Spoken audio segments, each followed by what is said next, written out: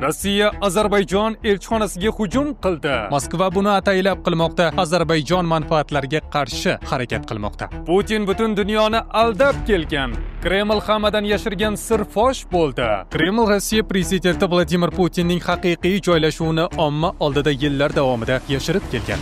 Xitoy Yaponiyaga halokatli mag'lubiyat bilan tahdid qildi. Agar Yaponiya Tayvan bo'g'ozidagi vaziyatga kuch bilan aralashishga qaror qilsa, muqarrar ravishda qon to'kilishga duch keladi. AQSh rasman urush boshlaganini e'lon qildi. Urushni to'xtating. Urushga yo'l qo'ymang. Shu va boshqa xabarlarning to'liq tafsiloti doimgidek video davomidan o'rin olgan. Iltimosimiz, mehnatimizni qadrlagan holatda videoga doimgidek bir dona like bosib qo'ying. Biz esa xabarlarning to'liq tafsilotini e'tiboringizga havola qilamiz.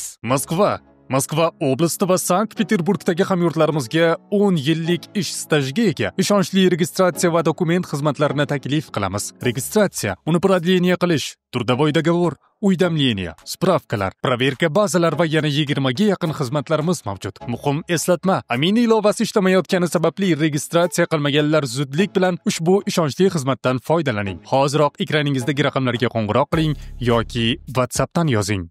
Rossiya va Ozarbayjon o'rtasida so'nggi oylarda asta-sekin tiklana boshlagan munosabatlar yana keskinlashmoqda.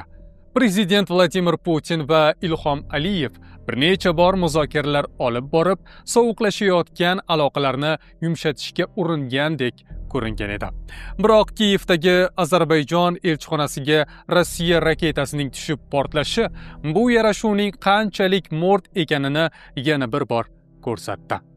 Hujum natijasida diplomatik hudud zarar ko'rganidan so'ng Baku Moskvaga keskin norozilik bildirdi. Ozarbayjon Tashqi ishlar vazirligining ma'lum qilishicha, Rossiya raketasi Ozarbayjonning Kiyevdagi elchixonasi hududiga tushib portlagan. Natijada bino hamda xizmat avtomobillari zarar ko'rgan. Xodimlar orasida talofat yo'q. Vazirlik Rossiya elchisini chaqirtirib, keskin norozilik bildirganini aytdi. Uchrashuv davomida bunday hujumlarning diplomatik missiyalarga nisbatan mutlaqo qabul qilib bo'lmasligi ta'kidlandi va Rossiya tomonidan ushbu holatga oid tegishli tergov o'tkazilib, batafsil tushuntirish berish so'raldi, deyiladi bayonotda. Vazirlik shuningdek 2024-yil 2-yanvarda Rossiyaning Kinzal raketasi bilan amalga oshirilgan havo hujumi natijasida elchixona ma'muriy binosidan taxminan 35 qadam narida 3 metr diametrli chuqur hosil bo'lgani, yer ostidan esa portlamagan bomba topilgani haqida eslatdi. Zelenskiy va Aliyev telefon orqali suhbatlashdi. Ukraina prezidenti Vladimir Zelenskiy va Ozarbayjon prezidenti Ilhom Aliyev juma kuni telefon orqali vaziyatni muhokama qildi. Aliyev hujumni qoralaganini bildirdi. Suhbat chog'ida Zelenskiy keng ko'lamli hujumlar oqibatlari, tinch aholiga yetgan ziyon va qutqaruv xizmatlariga tushayotgan og'ir yuk haqida ma'lumot berdi. Baku nashrlarining xabar berishicha, Aliyev qurolli mojarolar chog'ida diplomatik missiyalar xavfsizligini ta'minlash muhimligini ta'kidlagan va aholiga yaqin hududlarda kuchli raketa hujumlarining keskin xavfi haqida ogohlantirgan. Aliyev shuningdek Ozarbayjonning Ukrainaga gumanitar yordam ko'rsatishda davom etishini va beqarorlik ortib borayotgan bir paytda ikki mamlakat hamkorligini saqlab qolish nihoyatda muhimligini bildirdi. Baku shuningdek Rossiya tomonidan Ukrainaga uyushtirilgan hujumlarda Ozarbayjonning davlat binolari va biznes obyektlari bir necha bor zarar ko'rganini qayd etdi. Ozarbayjonning Xarkovdagi faxriy konsuliga 2022-yil mart oyida zarar ko'rgan. Kiyevdagi elchixona esa shu yil avgust oyida shikastlangan edi. Shu oyda Rossiya hujumlari Ozarbayjonning Sokir kompaniyasiga tegishli neft omboriga ham zarba bergan. Ukraina Tashqi ishlar vazirligi avgust oyida shunday degan edi. Moskva buni ataylab qilmoqda, Ozarbayjon manfaatlariga qarshi harakat qilmoqda. Bu yana bir bor Ukraina va Ozarbayjon o'rtasidagi yangi darajadagi hamkorlikning naqadar muhimligini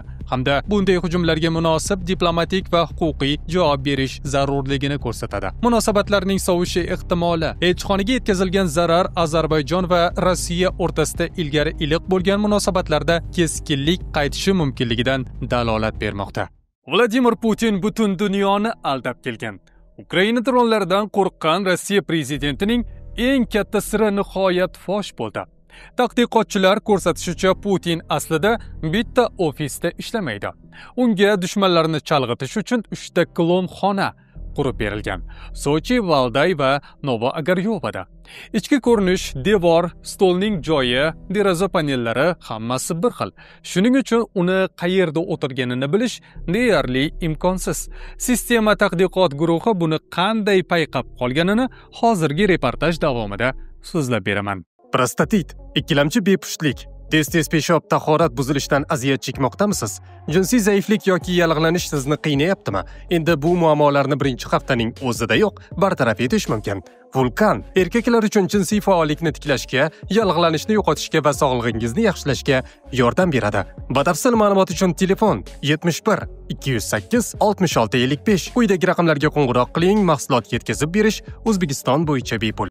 Tergov shuni ko'rsatadiki, Kreml Rossiya prezidenti Vladimir Putinning haqiqiy joylashuvini omma oldida yillar davomida yashirib kelgan. Buning uchun u Rossiyaning turli hududlarida deyarli bir xil 3 ta ofisdan foydalangan. Tadqiqot guruhi sistema aniqlashicha, Moskva yaqinida bo'lgan deb e'lon qilingan uchrashuvlarning aksariyati aslida Sochi va Valdayda o'tkazilgan. Ayniqsa, Ukraina urushi va dron hujumlari kuchayganidan keyin 3 ofis sirli tomoni 2020-yil oktyabrda teleko'rsatuvda Putin Novoagaryovada ofisining eshigiga kelayotganini ko'rsatadi. Ammo eshik tutqichi joylashuvi bu soxtalikni ochib berdi. Tadqiqot shuni ko'rsatdiki, suratlar Moskva yaqinida emas, 1500 kilometr janubdagi Sochi ofisida olingan. Sistema ma'lumotlariga ko'ra, Putinning Novoagaryova ofisining ilk nusxasi, Putinning Novoagaryova ofisining ikki nusxasi bor. Biri Sochi, ikkinchisi esa Valdayda. Bu esa Moskva va Sankt-Peterburg orasidagi o'rmonzor joylashgan shahar. Putin aynan shu Valday hududini Ukraina urushi boshlanganidan keyin ko'proq tanlagan. Shuningdek, Kreml tomonidan e'lon qilinayotgan uchrashuvlarning vaqtiga ham savollar tug'ilmoqda. Sistema aniqlashicha, Kreml avgust oyidan buyon kamida 7 eski uchrashuvni yangi kabi taqdim qilgan. Jonli efir deb berilgan ko'plab chiqishlar aslida oldindan yozib qo'yilgan yoki Moskva yaqinida o'tyapti deyilgan yig'ilishlar esa aslida Valdaydagi bunkerda o'tkazilgan. Telekanallarga esa joylashuvni oshkor qilmaslik bo'yicha maxfiy shartnomalar imzolattirilgan. Haqiqatni ko'rsatadigan tafsilotlar. 3 ta deyarli bir xil ofisni aniqlash uchun sistema 700 ga yaqin video va fotosuratlarni ko'zdan kechirgan. Shuningdek, Putinning avtograflarining, jumladan xavfsizlik xodimlari va davlat televideniya jurnalistlarining sayohat yozuvlari tahlil qilingan. Masalan, Novoagaryova ofisidagi eshik tutqichi devor panellari bo'lagi bilan nisbatan past joylashgan. 2020-yilgi videoda esa biroz yuqoriroq. Bu Sochi ofisiga mos keladi. Shu kabi kichik tafovutlar stol ustidagi yog'och quti, televizor stendi shakli va hatto kravata naqshlari Kreml e'lon qilgan joy bilan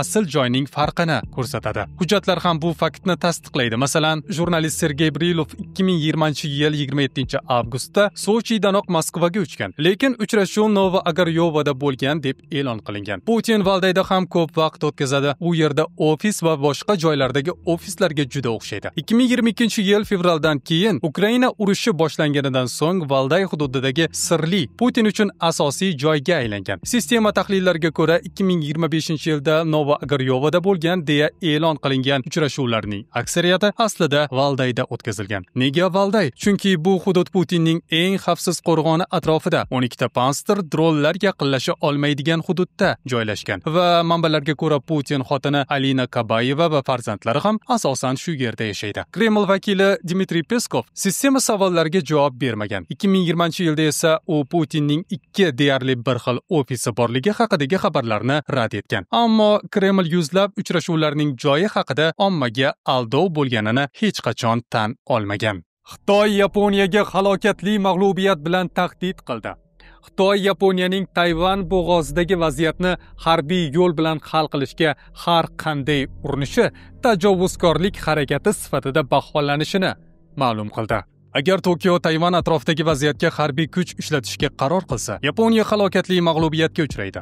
Bu haqda brifingda Xitoy Mudofaa vazirligi rasmiy vakili Sean Bin ma'lum qildi. Avvalroq Yaponiya bosh vaziri Sanae Takashi Xitoyning Tayvanga qarshi ehtimoliy harakatlari Yaponiya uchun omon qolish xavfini tug'dirishi va Tokioga jamoaviy mudofaa huquqini amalga oshirish imkonini berishi mumkinligi haqida gapirgan edi. Sean Bin Yaponiya yetakchisining so'zlari Xitoyning ichki ishlariga qo'pol aralashuv ekanini aytdi. Uning ta'kidlashicha, Tayvan masalasi faqat Xitoyning ichki ishi bo'lib, chet el aralashuviga yo'l qo'ymaydi. Shuningdek, u bu yil Xitoyning Ikkinchi jahon urushidagi g'alabasi va Tayvanning Yapon istilosidan ozod etilganiga 80 yil to'lganini eslatib o'tdi. Agar Yaponiya tarix saboqlaridan xulosa chiqarmasa va tavakkal etib Tayvan bo'g'ozidagi vaziyatga kuch bilan aralashishga qaror qilsa, muqarrar ravishda qon to'kilishga duch keladi va Xitoy xalq ozodlik armiyasining temir devori oldida katta tovon to'laydi.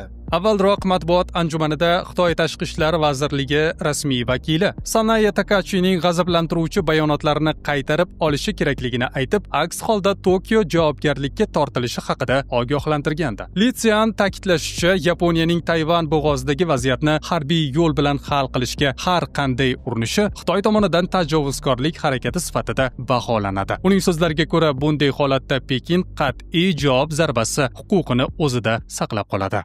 AQSh urush boshlandi degan mazmundagi eng keskin bayonotni berdi. Urush vaziri Pete Hegseth Janubiy Nayza nomli yangi harbiy operatsiya rasman ishga tushirilganini e'lon qildi. Rasmiylarga ko'ra, bu missiya G'arbiy yarim sharda faoliyat yuritayotgan narkoterroristlarni yo'q qilish va Amerika hududini himoya qilishni maqsad qiladi.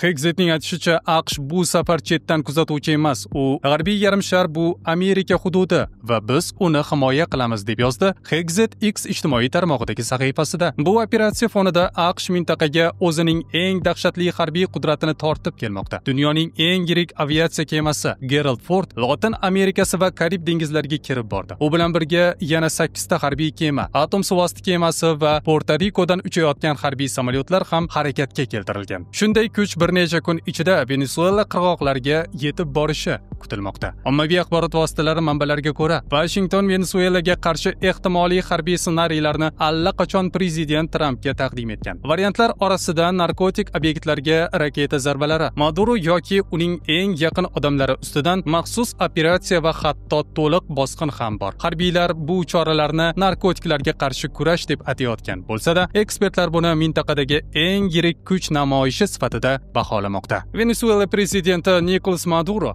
AQSh xalqiga murojaat qilib, Janubiy Amerika va Karib havzasida urush xavfini to'xtatishni so'radi. Urushni to'xtating, urushga yo'l qo'ymang. AQSh xalqi butun Amerika uchun fojia keltirishi mumkin bo'lgan vaziyatni oldini olishda hal qiluvchi rol o'ynashi kerak.